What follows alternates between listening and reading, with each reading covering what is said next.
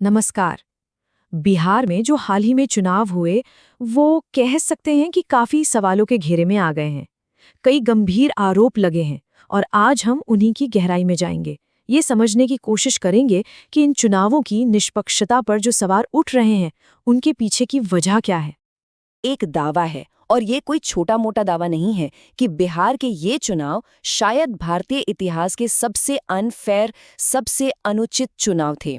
अब ये सुनने में ही बहुत बड़ा लगता है ना? तो आखिर ऐसा क्यों कहा जा रहा है? चलिए एक एक करके उन वजहों को देखते हैं जिनके आधार पर ये इतना बड़ा दावा किया जा रहा है। तो इस पूरी कहानी को समझने के लिए हम इसे 6 हिस्सों में देखेंगे।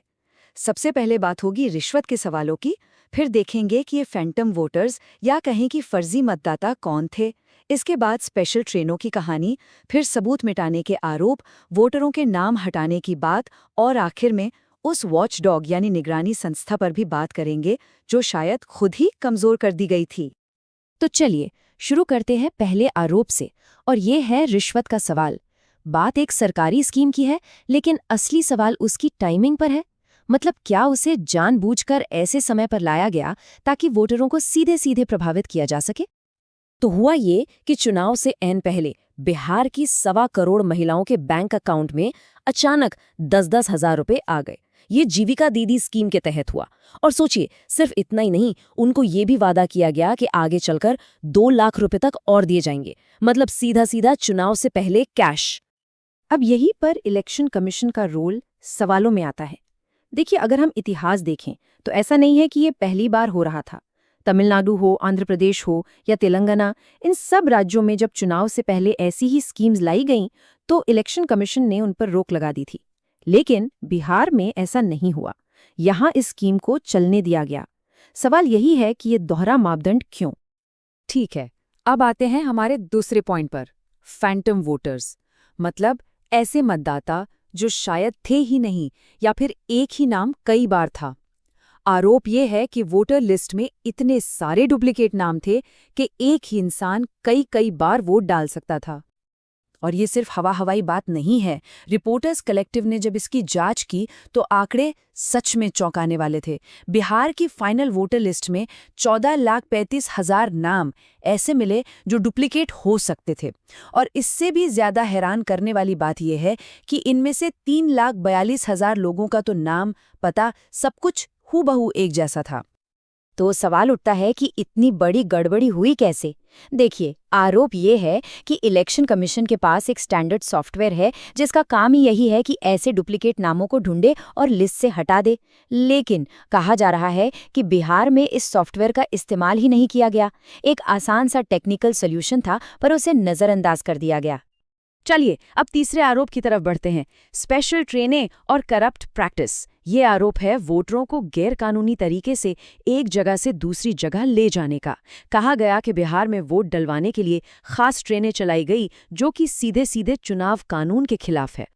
और जब इन ट्रेन्स में बैठे लोगों से बात की गई तो कुछ सीधी साधी बातें सामने आईं। जैसे किसी ने पूछा, भाई ट्रेन का किराया कौन दे रहा है? तो जवाब मिला, बीजेपी से किसी ने दिया है। मतलब बीजेपी आपको फ्री में भेज रही है। हाँ, अब ये बातचीत तो सीधे सीधे इशारा कर रही है कि इस पूरी यात्रा को कौन फंड कर रहा था।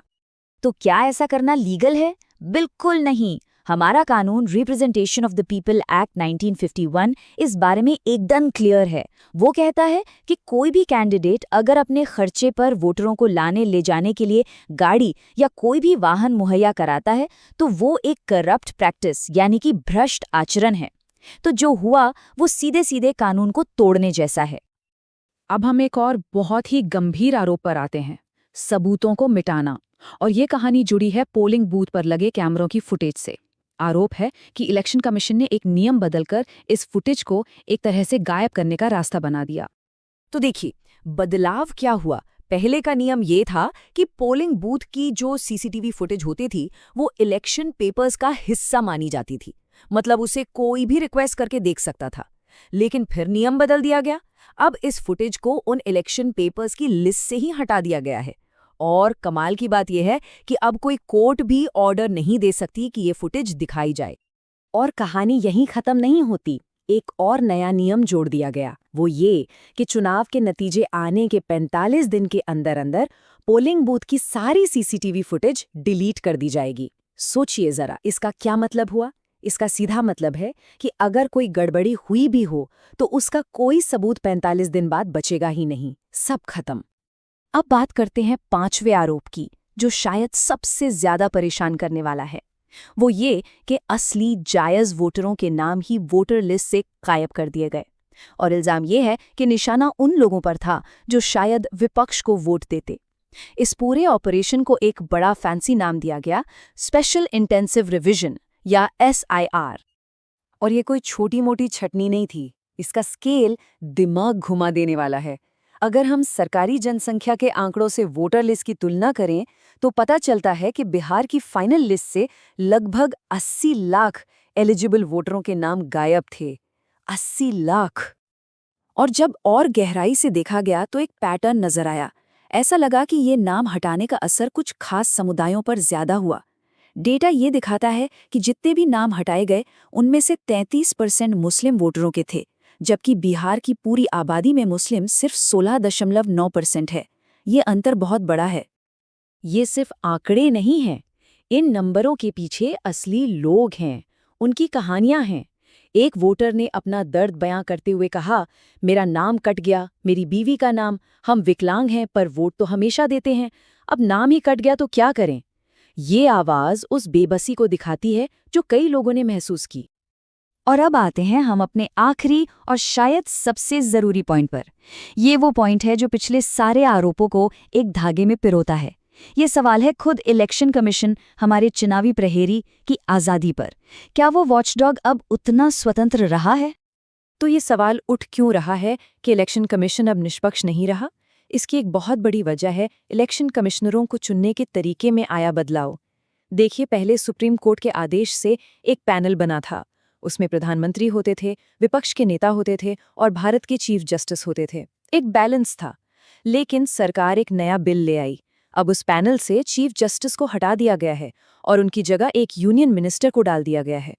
तो अब पैनल में कौन है? प्रधानमंत्री और एक और मंत्री, और दूसरी तरफ अकेले विपक्ष के नेता। मतलब सरकार का पलड़ा भारी हो गया। अब जरा इस टाइमलाइन पर गौर कीजिए, ये बहुत कुछ कहती है। 24 जून, चीफ इलेक्शन कमिश्नर बिहार में SIR यानी वो वोटर लिस्ट की छंटनी का ऐलान करते हैं। ठीक अगले दिन 25 जून को उनके दामाद को सहारनपुर का डिस्ट्रिक्ट मजिस्ट्रेट बना दिया जाता है। और कहानी यही नहीं रुकती। एक महीने के अंदर अंदर जुलाई में उनकी बेटी को नोएडा का DM बना दिया जाता है।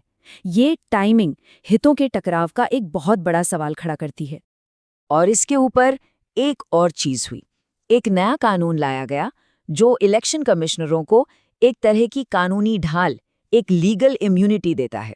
मतलब वो अपनी ड्यूटी करते हुए जो भी फैसले लेंगे, उनके खिलाफ कोई केस नहीं किया जा सकता। अब सोचिए, जब आप उनके फैसलों को कोर्ट में चुनौती ही नहीं दे सकते, तो जवाबदेही कैसे तय होगी? तो अगर हम इन सभी 6 पॉइंट्स को जोड़कर देखें, रिश्वत के आरोप, फैंटम वोटर्स, स्पेशल ट्रेनें, सबूत मिटाना, वोटरों के नाम काटना और आखिर में इलेक्शन कमीशन पर सवाल, तो ये सब मिलकर एक बहुत ही परेशान करने वाली तस्वीर बनाते हैं। ये किसी एक दो छोटी मोटी गलती की बात नहीं लगती। ये ऐसा लगता है जैसे पूरे सिस्टम के साथ ही छेड़छाड़ की गई हो। और जब ऐसा होता है तो ये पता लगाना लगभग नामुमकिन हो जाता है कि अगर सब कुछ निष्पक्ष होता तो नतीजा क्या होता। तो अब फैसला आपके हाथ में है। क्या इसे नज़रअंदाज कर दिया जाए या फिर हमारे देश के लिए आवाज़ उठाई जाए? ये सारे आरोप मिलकर हमारे लोकतंत्र की बुनियाद पर एक बहुत बड़ा सवाल खड़ा करते हैं। जब चुनाव की प्रक्रिया के हर एक कदम पर, हर एक स्टेप पर ऐसे सवाल उठने लगें, तो फिर एक निष्पक्ष जनादेश की गारंटी कौन देगा? ये एक ऐसा सवाल है जिस पर हम सबको सोचना होगा। धन्यवाद।